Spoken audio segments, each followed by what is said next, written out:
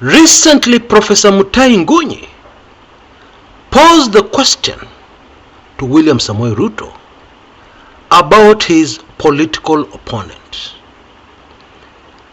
In the super fascinating tweet, the good professor said, in a nutshell, you, Ruto, should be very worried when Babaman seems to be so quiet. He is more or less chini ya maji, as we put it in Kenya. According to Professor Mutahi Ngunyi, that should really worry Ruto. Now, we all know that there is normally calm before a storm. Before a serious storm breaks out, what is the environment? It is all very quiet. In fact, too quiet.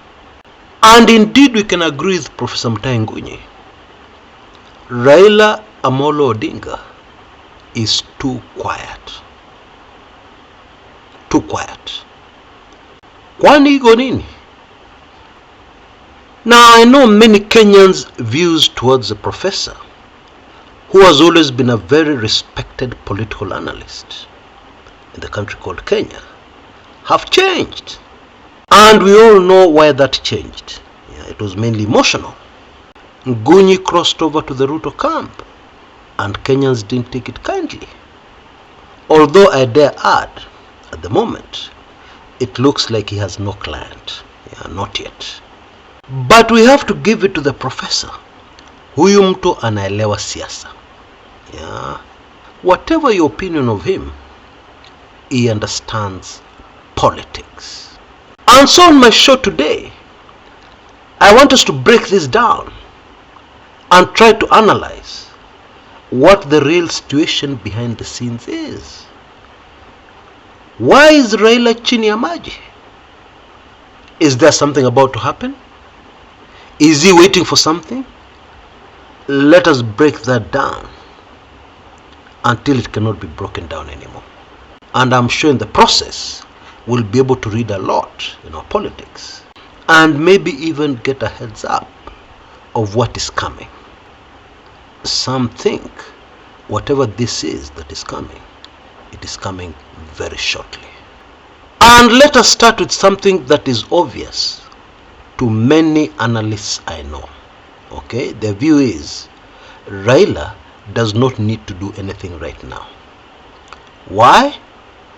Because the most damage that is being done to the Ruto administration is being done by somebody else, not Raila. Who is this other person? That person is the UDA party. Oh yes, Ruto is doing the most damage to himself. Taxes and politics don't go together. They never have anywhere in the world. How many political careers have been ended by somebody deciding to add just a little tax? Now, of course, what has happened in Kenya is not a little tax. You'll agree with me. Starting from the point Finance Bill 2023 was tabled early this year, Kenyans have seen horror story. Things for Kenyans have been more than elephant. We all know that. And therefore, these analysts are saying is that all Raila needs to do is to relax and wait. Nguruwe itajikaanga na mafuta yake yenyewe. Hakuna mafuta yatatoka mahali pengine. Mafuta tu ya hiyo nguruwe itatumika kukaranga hiyo nguruwe. The pig is going to cook very nicely in its own plentiful fat. That is what these analysts are saying. And admittedly, it is very difficult for me to argue against such a position, because we're already seeing the stress and the tension within UDA. There's infighting in UDA. There are so many problems this government is facing.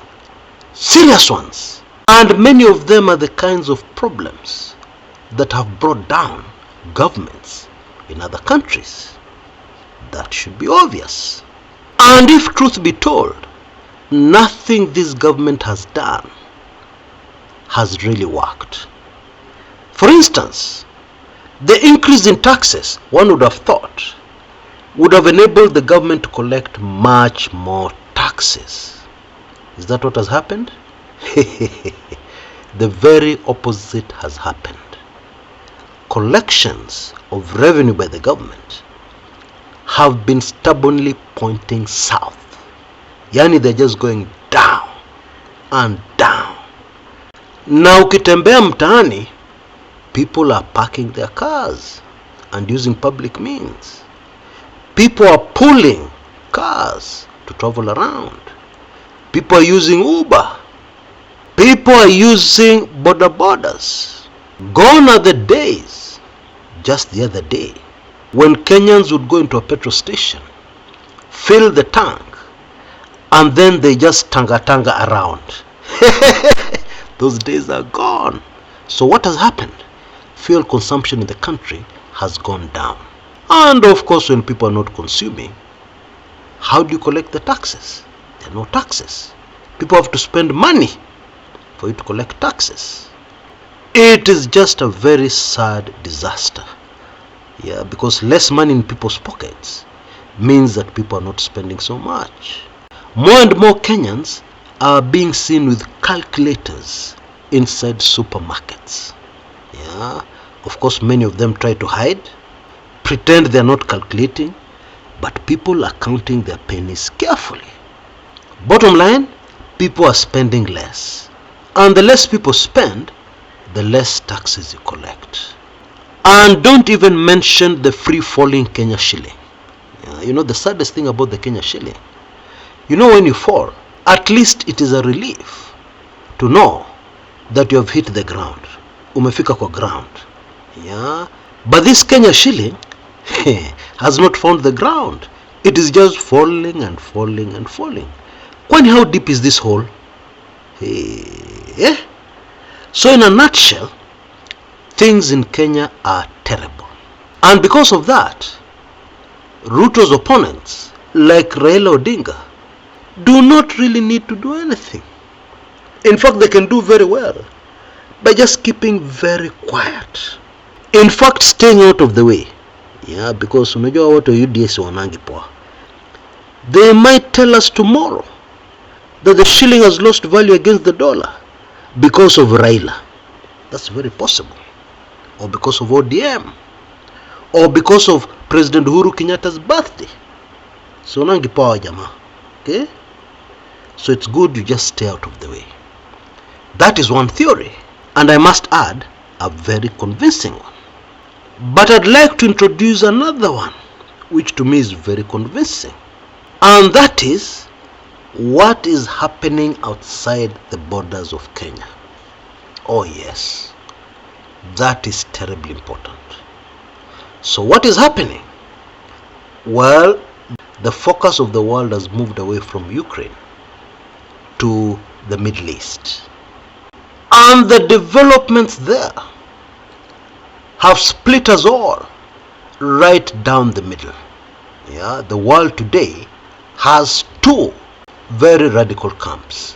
One camp is supporting Israel, and the other camp is supporting the Palestinians. And both these camps are radical. The members cannot be swayed to cross the floor. No way. Without fully understanding the facts, without fully understanding the history, without fully understanding the will of Almighty God, without fully understanding the predictions and prophecies, some of them given thousands of years ago, and while trusting ile media tu kutrust saa zile za homa za mchina, lakini sasa tunawaamini kabisa. With all those factors, we in Kenya have taken our sides, which is okay as long as it does not turn friends, Kenyans who are friends, into enemies. And as long as one is not caught in the crossfire while being on the wrong side, let me explain. You decide to go mongering in the estate, and you end up in this place where you know that very close there they produce something we call in Kenya changa. It is an illegal brew. And then you just hang around there. You're very comfortable. You're doing your own things. Of course, you're not involved in the changa. Yeah, you're just enjoying your weekend. And then, pop, the cops arrive. And they're doing a sweep. We mzee, kuja hapa. And all of a sudden, the cops cannot understand that you had nothing to do with this changa dance. They don't seem to understand what language you're talking in. And suddenly you find yourself in a police cell. And what gets to your neighbors? Unajua baba nani ameshikwa na polisi. Kwani shida ni nini? Alishikwa na changa. Being caught on the wrong side of town. Being caught on the wrong side of judgment. Let me just leave it at that. Please allow me just to leave it at that. But my point is, politicians like Raila Odinga don't have the luxury of watching 5 minutes, 10 minutes of international news and then picking sides and then they're okay. No. They have to do careful calculations, based on their political objectives and what they want to do in the nation called Kenya. And believe it or not, that is quite a good reason to suddenly go chini ya maji, to get very quiet. So let us just agree that it could be a combination of factors, including the two I have mentioned today. But there are other things in our politics that are much more clear-cut. Like the Ruto Kenyans will never know, the audiobook I have produced will be able to make anybody predict very easily how this whole show, my apologies for calling it a show because Kenyans are suffering, how this saga is going to end.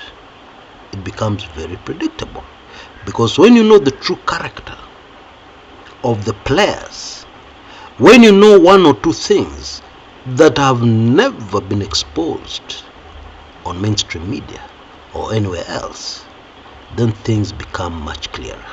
I believe you can see details on your screens right now on how you can get hold of this very latest book of mine. I highly recommend it. And I need to whisper something. Let us do what we did the other day. The first 20 people who come up with an offer that will be acceptable.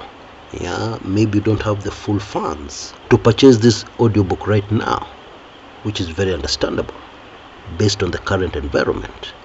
Just shoot me an email using the email address you see on your screens right now and tell me, Chris, I'm offering this much. And then we'll negotiate, and you could easily end up with this valuable piece of information.